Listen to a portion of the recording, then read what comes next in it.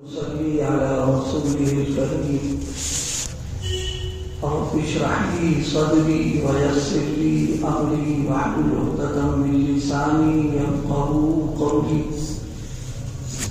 اما بعد قال النبي صلى الله عليه وسلم لا تصاحب الا مؤمنا او كما قال عليه الصلاة والسلام.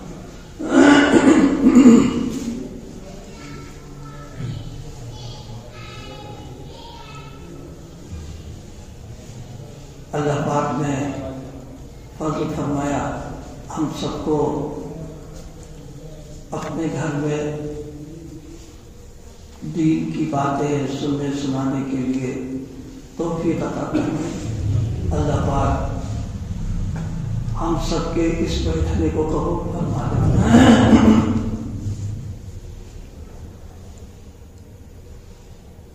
کسی انسان کے اچھے اور برے ہونے کا معیار اور اس کا فیصلہ کس بنیاد پر کرنا چاہیے.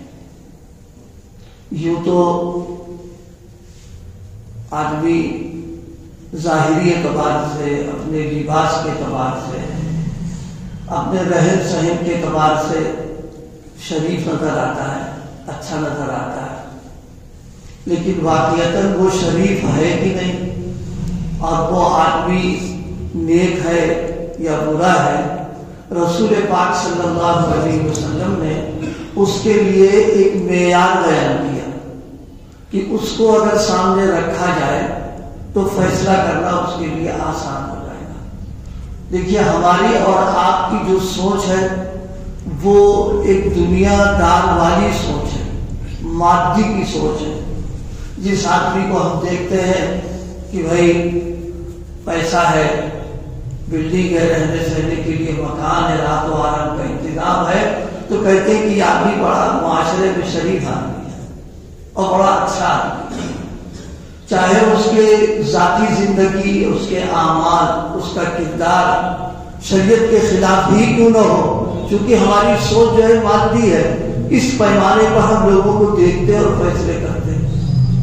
اسی لیے عام طور پر دیکھیے باہر کا کوئی آدمی، ہمارا کوئی دوست ملنے جلنے والا آ جائے اور ہم کسی سے اس کا تعارف کرائیں تو ہمارے پیش نظر یہی ہوتا، کہتے ہیں یہ معاشرے بڑا شریف آدمی اور بڑا سماج میں قابل اعتماد آدمی. اور بنیاد کیا بنا دیتے ہیں؟ بنیاد یہ ہوتی کہ کاروبار سے مضبوط ہے، یہ اس کے پاس پیسے ہیں، رہنے سہنے کے اس کے پاس اچھے اسباب ہیں. اس اعتبار سے ہم نے دیکھ کر کے فیصلہ کر دیا. حضرت نبی کریم صلی اللہ علیہ وسلم نے ایک بنیادی طور پر ایک بات بیان فرمائی ہے، کسی انسان کے اچھے اور برے ہونے کا جو فیصلہ کیا جائے گا وہ مال کی بنیاد پر، عہدے کی بنیاد پر، اسباب کی بنیاد پر، مادیت کی بنیاد پر فیصلہ نہیں ہوگا، بلکہ اس کے اچھے برے ہونے کا فیصلہ اس کے ساتھیوں اور اس کی مجالتی سے کیا جائے گا کہ وہ آدمی کن لوگوں میں اٹھتا بیٹھتا ہے، وہ کن لوگوں کے ساتھ اس کے دوستانہ ہیں، اس کے تعلقات ہیں، رہنا سہنا کن لوگوں کے ساتھ ہے، اس کی جو ہے سوسائٹی کیسی ہے، اس کے اعتبار سے فیصلہ کیا جائے گا. اگر وہ مان لیجئے ایسے لوگوں میں بیٹھتا ہے جو غریب ہیں، جو زیادہ مالدار نہیں ہے اور کیا کہتے ہیں زیادہ رہن سہن ان کا معیاری نہیں ہے، لیکن وہ دیندار ہے، وہ صالح ہے، وہ نیک ہے، تو فیصلہ یہ کیا جائے گا کہ یہ آدمی دیندار ہے.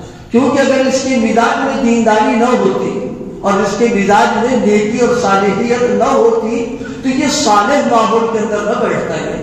صالح ماحول میں بیٹھنا، اچھے لوگوں کے پاس بیٹھنا، یہ علامت ہے کہ اس کا ذہن دینی ہے، اور دینی ذہن ہونا یہ دیندار ہونے کی بنیاد ہے، اور یہی بنیاد ہے اللہ کی قبولیت کے لیے. اسی لیے حضرت نبی کریم صلی اللہ علیہ وسلم نے اس مختصر ارشاد گرامی کو توجہ دلائی. اور میں تھوڑی سی وضاحت کر دوں، اللہ پاک نے انسان کا مزاج کچھ ایسا بنایا ہے کہ اگر وہ اکیلے رہنا چاہے اور تنہا رہنا چاہے اور یہ چاہے کہ میں کسی سے نہ ملوں، نہ کسی سے ملاقات کروں، نہ کہیں نہ چاہوں، فرمایا ممکن ہی نہیں اس کے لیے۔ مزاج اس کا بنایا گیا ہے کہ وہ تلاش کرتا ہے کسی کو جس سے انسیت ہو، جس سے تھوڑا کچھ درد کہے، درد اس کا سنے، اس کا مزاج بنا ہے۔ اس لیے علماء نے لکھا ہے انسان کو انسان کہتے ہی اسی لیے کہ اس کو اللہ نے انسان کے انس سے بنایا۔ یہ انس عربی زبان کا لفظ ہے۔ انس کا مطلب ہی یہی ہے کہ کوئی ایسا ہو جس سے دوستی ہمدردی ہو، انسیت ہو، کچھ اپنا غم کہے، اس کا غم سنے، انسان کا مزاج ہے۔ لیکن ہم لوگ بڑے ہو چکے ہیں، بڑے ہونے کے باوجود اگر ہم کو کسی کمرے میں رکھ دیا جائے اور سارے راحت و آرام کی ضروریات کے اسباب ہو اور کوئی نہ ہو، ایک وحشت محسوس ہوتی ہے۔ اندر سے جی چاہتا بھائی کوئی ہو تو جس سے اپنی دل کی بات کہے، کچھ بیٹھے کچھ اٹھے، یہ انسان کا مزاج ہے۔ اسی لیے ایک بنیادی بات سمجھنے کی، اللہ پاک نے پوری انسانیت کی اصلاح کے لیے بنیادی چیز یہ رکھی ہے کہ اچھے لوگوں سے دوستی کرنا، نیک لوگوں کے پاس اٹھنا بیٹھنا، ان کی مجالست اختیار کرنا، یہ شریعت کا مستقل ایک موضوع ہے۔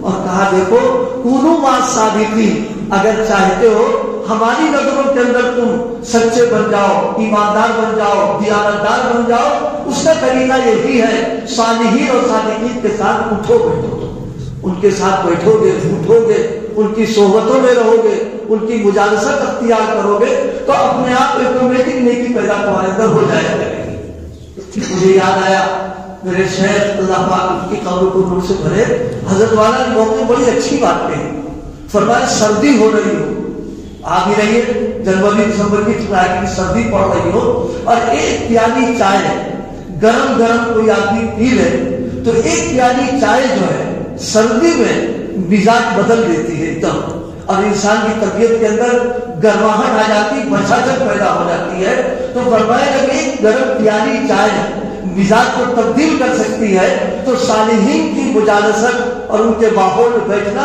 یقیناً مزاج انسانی بدل جائے گا اس کے اندر، اور اس کے اندر نیکی پیدا ہو جائے گی۔ آج سب سے بڑی کمی جو ہو رہی ہے وہ اسی بات کی کمی ہو گئی ہے کہ آج ہماری سوچ، فکر، ذہن ایک دم تبدیل ہو چکا ہے۔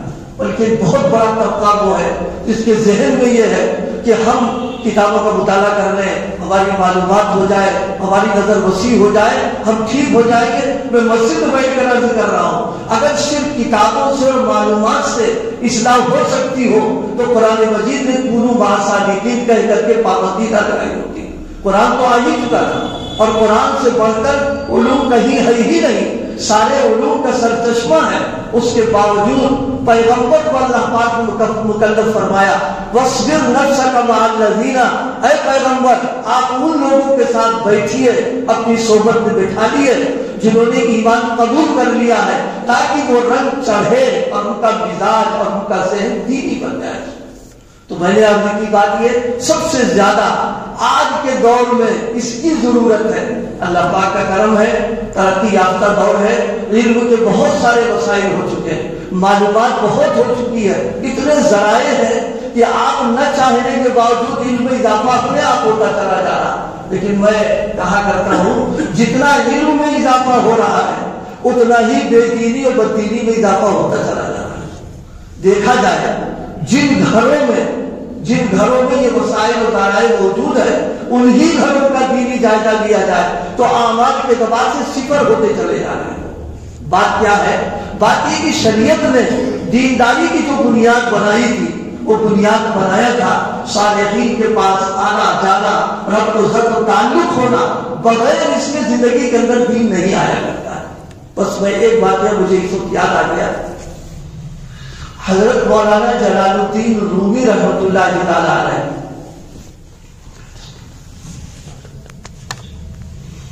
حضرت مولانا جلال الدین رحمۃ اللہ تعالی علیہ بہت اللہ پاک نے علماء اور صوفیہ میں ان کو بہت بڑا مقام عطا فرمایا۔ آج بھی ان کی کتاب میں وہ تاثیر ہے کہ اگر کسی صاحب نسبت سے اس کتاب کو پڑھ لیا جائے تو اللہ پاک زندگی میں تبدیلی پیدا کروا دیتے ہیں۔ مولانا کا حال یہ تھا، مولانا جس معاشرے میں تھے اس معاشرے میں بڑا عالم اس کو سمجھا جاتا تھا جو نکلتا تو کتابوں کا ڈھیر اس کے ساتھ ہوا کرتا تھا، اور علماء کی جماعت ساتھ چلتی تھی. یہ علامت ہوتی تھی کہ اپنے وقت کا بڑا عالم ہے. اب آج کل تو علماء کا ہمارا جو سلوک ہے اس کا تذکرے نہیں کرنا، یہ اس دور کی بات میں عرض کر رہا ہوں کہ بڑا عالم جب نکلتا تو علماء کی جماعت ساتھ میں ہوتی اور کتابوں کا ایک ڈھیر ساتھ میں ہوتا. حضرت کا قافلہ جا رہا تھا، کتابیں بھی تھی، علماء بھی تھے، سب جا رہے تھے. جلوس کی شکل تھی، شاہانہ انداز تھا ان کا، اپنا شور تھا کہ مولانا رومی یہاں سے گزر رہے اس وقت. وہاں ایک بزرگ بیٹھے ہوئے تھے، شمس الدین تبریزی، حضرت شمس الدین تبریزی رحمۃ اللہ تعالی بیٹھے ہوئے تھے. ان کے کانے آواز پہنچی تو پوچھا یہ شور کا ہے مولانا. تو لوگوں نے کہا کہ وہ مولانا جلال الدین رومی کا قافلہ نکل رہا ہے. کہا اچھا ہم بھی دیکھیں گے اس کو. حضرت ایسے بیٹھے ہوئے تھے. جب قافلہ بالکل سامنے آ گیا، وہ آگے ہی تھے، حضرت جا کر کے سواری کے سامنے کھڑے ہو گئے. ایک مجذوبانہ شکل تھی، اللہ پاک نے ان کو اپنی محبت و معرفت کی نعمت دے رکھی تھی. رہتے تھے، جا کے کھڑے ہو گئے. اس زمانے میں کسی کو سوال کرنا ہوتا، پوچھنا ہوتا تو گزر رہے کھڑے ہو گئے، سوال کر لیا. حضرت نے بھی ایک سوال کیا، اور سوال یہ کیا ہے، یہ جو میں ذکر کر رہا ہوں علماء کے لیے زیادہ سمجھنے کا ہے. میں سمجھا آپ کو بھی میں انشاءاللہ کوشش کروں گا، لیکن جو چیز مجھے عرض کرنے کی تو میں بتانا چاہتا ہوں. لگام پکڑ لی، کھڑے ہوئے، اور بالکل مجذوبانہ کیفیت تھی. اور بڑی مولانا رومی نے بڑی اس نظر سے دیکھا کہ میں اتنا بڑا آدمی اور یہ میرے سامنے کھڑا ہوگا. تو پوچھا ایک سوال ہے میرا. کہا پوچھیے کیا سوال ہے. تو پوچھا کہ نبوت اور ولایت، نبوت کا مقام بڑھا ہوا ہے یا ولایت کا مقام بڑھا ہوا ہے؟ تو مولانا رومی نے کہا یہ بھی کوئی سوال ہے، یہ تو بہت آسان سا سوال تم نے مجھ سے کر لیا. کہا نہیں آپ بتائیں نبوت کا مقام بڑھا ہے یا ولایت کا مقام بڑھا ہے؟ اس درمیان میں سمجھانے کے لیے عرض کر دوں، ولایت جو ہے، ولایت یہ کسبی چیز ہے. یعنی آدمی کوشش کرے، جب تو مجاہدہ کرے، ریاضت کرے، محنت کرے، اس کو ولایت مل جائے گی. اور نبوت جو ہے وہ کسبی چیز نہیں ہے، خالص اللہ کا انتخاب. یہ خود ہی اس بات کو بتا رہا، اللہ پاک کا جو انتخاب ہوگا وہ اعلیٰ درجے کا ہوگا، جو اپنی محنت سے آنے والی چیز آئی اس سے کم درجے کی ہوگی. تو حضرت نے فرمایا کہ بھائی ولایت تو ظاہر ہے کم درجے کی چیز ہے، نبوت اعلیٰ درجے کی چیز ہے. پھر اس کو سمجھایا، اور میں اس کو اپنے الفاظ میں کروں، نبوت جو ہے وہ ایک محل کی طریقے سے ہے، اور ولایت جو ہے اس کی ایک کوٹھری ہے. ظاہر ہے کہ نبوت تو بہت بڑی چیز ہے. اور ایک بات ذہن میں رکھیے، حضرت نبی کریم صلی اللہ علیہ وسلم کے بعد جب سے آپ کی تشریف آوری ہوئی ہے، اب قیامت تک کسی کو ولایت بغیر رسول پاک کی اتباع کے نہیں مل سکتی. ولایت کا راستہ وہی جو اتباع سنت کا ہے، اس سے ہٹ جائے گا تو ختم قصہ، کچھ نہیں ہو سکتا ہے آدمی. تو فرمایا بھائی کوئی سوال تم نے تو بہت ایسا سوال کیا، کوئی اہم سوال تم کو کرنا چاہیے تھا کہ نبوت بہت اعلیٰ قسم کی چیز ہے، بڑی بجائے سب کرنے کی. تو انہوں نے اس کے بعد بردستہ ایک سوال دوسرا کر دیا. وہ اتنا اہم سوال تھا کہ مولانا رومی کی دھکے حالات میں ہے کہ اس سوال کے سننے کے بعد میں اب مولانا رومی پر کچھ تھوڑی سی کیفیت جسے کہتے ہیں سنبھل کے بیٹھ گئے کہ بھئی یہ آدمی عام نہیں معلوم ہوتا ہے، اس نے جو سوال کیا ہے اتنا اہم ہے، وہ علمی سوال ہے، اس کے لیے زبردست علم کی ضرورت ہے. فوراً انہوں نے پوچھا کہ نبوت کا درجہ، نبوت بڑی ہے اور ولایت کم درجے کی چیز ہے. تو فرمایا کہ حضرت نبی کریم صلی اللہ علیہ وسلم نے اپنے بارے میں فرمایا ہے اللہ کی معرفت کے سلسلے میں، ما عرفنا کا حق معرفت، اے اللہ آپ کی معرفت کا جو حق ہے وہ مجھ سے ادا نہیں ہو سکا. آپ کی معرفت جیسی ملنا چاہیے، جیسی ہونا چاہیے، مجھ کو نہیں ہو سکی ہے. اور پیران پیر سیدنا شیخ عبد القادر جیلانی نے فرمایا لا یعرفہ سوائی، کہ میرے علاوہ اللہ کی معرفت کسی کو ہے ہی نہیں. یعنی آپ ایک طرف فرماتے ولایت کم درجے کی چیز ہے اور نبوت اعلیٰ درجے کی چیز ہے، اور جناب اور حضرت پیر صاحب نے یہ فرمایا کہ میرے علاوہ اللہ کا کوئی पहचानने वाला है ही नहीं। और रसूल पाक फरमा रहे हैं कि अल्लाह आपकी मार्फत का हक मुझसे अदा नहीं हो पाया, इससे तो कुछ और मालूम हो रहा। मौलाना ने जब इस सवाल को सुना है तो सुनने के बाद जिसे कहते हैं थोड़ी सी तबीयत में ये हुआ कि ये शख्स जो है कोई दूसरे ही रंग का मालूम हो रहा है। और फिर उन्होंने उसको समझाया। मैं आपको समझाऊं उसको समझाने के लिए। देखो, एक होता है गिलास और एक है टंकी। पानी की टंकी होती है, दोनों में फर्क है। गिलास तो थोड़े से पानी में भर जाएगा और टंकी जो है वो गिलास नहीं भरा करती है। नबी का ज़र्फ टंकी जैसा है और वली का ज़र्फ गिलास जैसा है। इसलिए हज़रत पीर साहब अपने बारे में फरमा दिया अल्लाह कि मेरे अलावा मेरा ज़र्फ भर चुका है और अल्लाह के पैगंबर का ज़र्फ नबूवत वाला है। इसलिए फरमाया हक हमारी पति, अल्लाह हमने आपकी मार्फत का हक अदा नहीं करना। अब इतनी देर की सोहबत में मौलाना रूमी का तो बिल्कुल ज़हन बदल गया और वो सोचने लगे कि कोई इल्म और भी है जो मेरे इल्म के अलावा है। इन्होंने सवाल मुझसे कर लिया, बात खत्म हो गई। जब मौलाना रूमी ने जवाब दिया है तो उसका असर शमसुद्दीन तबरेज़ी पर पड़ा है। चीख मारी, बेहोश होकर गिर गए वहां। अब मौलाना रूमी की जिंदगी का पहला वाकया, सवाल का जवाब मिला और बेहोश हो गए वो। लेकिन अभी ज़हन पूरा चल नहीं पाया उनका। वो आगे चले गए। थोड़ी देर बाद हज़रत को होश आ गया। शाम का वक्त हुआ तो पूछा कि मौलाना जलालुद्दीन कहाँ मिलेंगे? फरमाया वो फला जगह मुताला करते हैं। गए, देखा एक हाउस के किनारे वो मुताला करते हैं। हजरत ज़ाहिर अल्लाह वाले थे, ज़ाहिरी इल्म के दवा से कोई बात उनके यहाँ नहीं थी और बहरहाल आलिम थे। बैठ गए। वो दिल में चोट तो लगी थी मौलाना रूमी के, अब दोबारा किस्सा ये पेश आ गया उनके साथ। पूछा ये कौन सी किताब है? कहा ये फला किताब है। बस उसको उठाया, हौज में डाल दिया उठा करके। दूसरी किताब पूछा ये कौन सी है? कहा ये फला की। उठाया, उसको हौज में डाल दिया। फिर 5-6 किताबें डाल दी। अब मौलाना रूमी का रंग बदलने लगा। अब उनको जला आने लगा कि मेरा सारा इल्म इस पे डाल दे रहे, ये किताब तो ज़ाहिर हो जाएगी।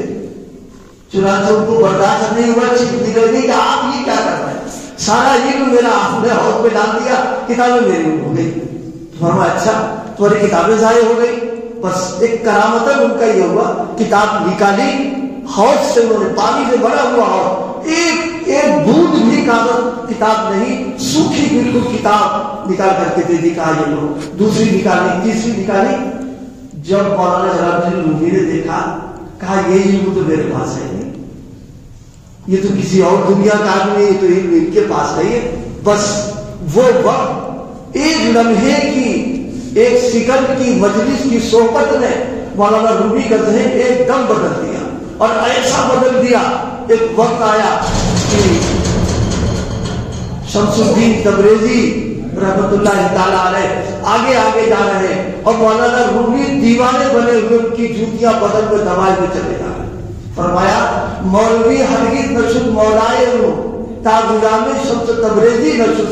जब तक शमसुद्दीन तबरेज़ी की सोहबत नहीं उठाई है उस वक्त तक मौलाना रूमी का डंका पूरी दुनिया में नहीं बजा है। न अल्लाह की मोहब्बत मिली, न मार्फत मिली है। तो मैं याद करना चाह रहा था, आज सबसे ज्यादा जरूरत जिस चीज की है वो ये है कि हमारी मजालती, हमारी नशीस, हमारी मजलिसें तब्दील होना चाहिए। फासिकाना फाजिराना मजलिसों में बैठ करके दीनदारी कभी नहीं पैदा होती है।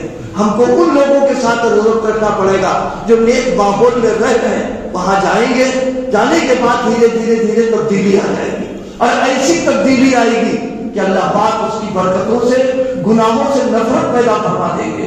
अल्लाह ताला ताअत का ज़ौक़ पैदा फरमा देंगे। बरसों के गुनाह का जो आदमी आदी होता है, इन मजलिसों में बैठ करके ऐसी नफरत पैदा हो जाती है कि बरसों की आदतें जो बिगड़ी है वो समझ जाएगा।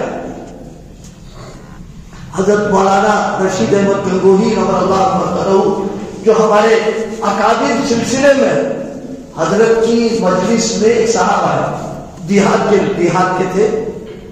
हजरत के हाथ पर बैत हो गए और बैत होने के बाद हजरत से कहा कि हजरत آپ نے اس سے تو توبہ کرائی نہیں. پوچھا بھائی کاہے سے توبہ نہیں کرائی؟ کہا وہ افیم میں کھاتا ہوں. آپ نے اس سے توبہ کرائی نہیں؟ بھائی کیا حضرت نے اس کہا اچھا بھائی ہم کو تو پتا نہیں تم افیم کھاتے تھے, کتنی کھاتے تھے تم؟ بتایا حضرت اتنی کھاتے تھے. تو اس کا طریقہ بتایا, اتنی اس طرح کرو چھوٹ جائے گی تمہاری. حضرت کی صحبت کی برکت اور ان کے ہاتھ پر بیعت ہونے کی برکت. اس نے کہا حضرت اتنی کیا, اب بیعت کر لی, اب چاہے جان چلی جائے ہاتھ نہیں لگے کسی کو. چنانچہ حضرت سے معاہدہ کر لیا اس نے. جو لوگ نشے کے عادی ہوتے ہیں ان کو وہ بتائیں گے, یا جو نشہ چھوڑواتے وہ بتائیں گے. ایک دم نشہ چھوڑوانے پر جسمانی تکلیف ہو جاتی اور بعض اوقات جانی خطرہ بھی انسان کے لیے ہو جاتا ہے. چنانچہ جب اس نے چھوڑا ہے تو اس کو تکلیف ہو گئی. حکیم صاحب سے علاج کرائے. حکیم نے کہا تمہارا علاج ہے کہ تم پھر کھانا شروع کر دو, اگر نہیں کھاؤ گے تو پھر تم ختم ہو جاؤ. تو اس نے پوچھا حکیم جی اگر کھائیں گے تو کتنے دن زندہ رہیں گے؟ تو کوئی ڈاکٹر بتا ہی نہیں سکتا, کوئی بتا ہی نہیں زندہ رہ سکتے ہیں. بھائی تم جتنی دن رہو گے تم زندہ رہ جاؤ گے. اس نے بڑی پیاری بات کہی. اس نے کہا افیم کھا کر کے اللہ کی نافرمانی کے ساتھ جینا میرے لیے لاکھ درجے کی بات ہے. افیم چھوڑ کر کے ابھی میری موت آ جائے وہ میرے لیے بہت بہتر ہو جائے گا. چنانچہ اس نے پکا ارادہ کر لیا. ظاہر اللہ دیکھتا ہے کہ میرے لیے کیا کر رہا ہے, وہ تو ساری قدرت ہے اس سے. چنانچہ اس نے افیم چھوڑ کے اب افیم کے پیسے بچتے تھے. اب کیا ہو, نفس نے چلانا شروع کی اور اس نے راستہ سجھایا کہ چل افیم چھوڑ دیے, فلاں کام کر لے, یہ کر لے. تو اس نے طے کر لیا کہ پیر کی وجہ سے اللہ نے یہ نعمت ہم کو عطا فرمائی, گناہ سے بچا دیا ہے, اور جتنے پیسے بچیں گے سب حضرت کو ہدیہ پیش کر دوں گا. چنانچہ کچھ دنوں کے بعد گیا, مسئلہ چہرے پہ داڑھی, صلح کی شکل صورت, حضرت کے پاس پہنچا. کہا حضرت یہ قبول فرما لیں. شاید 2 روپے والے بہت ہوتے تھے, پیش کر دیے. حضرت قبول فرما لیا. فرمایا آپ نے پوچھا نہیں کہ پیسے کاہے ہیں؟ کہا بتاؤ نہیں کاہے کے پیسے. کہا آپ کو پہچانا ہی نہیں ہم کو. کہا پہچان بھی تم کو نہیں سکے. کہا ہم وہی ہیں جو افیم کھایا کرتے تھے, آپ کے ہاتھ پہ توبہ کی تھی میں نے, اور آپ نے افیم سے توبہ نہیں کرائی تھی, بچنے کا تدبیر بتائی تھی چھوڑنے کی. تو میں عہد کر کے گیا تھا کہ اب آپ کے ہاتھ پر توبہ کر لی, اب اس پہ ہاتھ نہیں لگانا. چنانچہ حضرت کی اس ایک مجلس کی صحبت کی برکت یہ ہوئی, اللہ نے برسوں کا گناہ اس کا چھوڑ دیے اور اس تہجد کو اس کو پابند بنا دیا. تو کہنے لگا حضرت یہ 2 روپے اس بات کے ہیں کہ وہ افیم میں اتنے کی کھاتا تھا, اور اپنے نفس سے میں نے کہہ لیا تھا کہ یہ روپے جو بچیں گے اپنے پیر کو ہدیے میں دوں گا کہ ان کی برکت سے اللہ کی نعمت کو عطا فرمائے. میں نے بہت مختصر طور پر توجہ دلائی کہ اللہ کے پیغمبر نے کیا فرمایا, لا تصاحب الا مؤمنا. حضور فرماتے ہیں کہ دیکھو انسان کی فطرت اور مزاج ہے دوستی کرنا. کس سے دوستی کرو؟ فرمائی ایمان والے سے دوستی کرو. اگر ایمان والے سے کے ساتھ دوستی کرو گے, اگر تمہارا ایمان کمزور ہے تو مضبوط ہو جائے گا. اگر ایمان تمہارا ادنا درجے کا ہے تو اعلیٰ درجے پر پہنچ جاؤ گے. اگر اعلیٰ درجے کا اگر ایمان تمہارا ہے تو ایمان تمہارا مضبوط ہوگا اور زندگی تمہاری مومنانہ اور ایمانہ ہو جائے گی. لہذا ہم سب لوگوں کو اس کی فکر کرنا کہ ہم نیک لوگ, مومن لوگ, صالحین کے ساتھ ہمارا رابطہ رہے, تعلق رہے, ضبط رہے, تاکہ اس کی وجہ سے اللہ پاک ہم سب کو دیندار بنا دے. اللہ میری گزارش کو فرمانے عمل کر دے.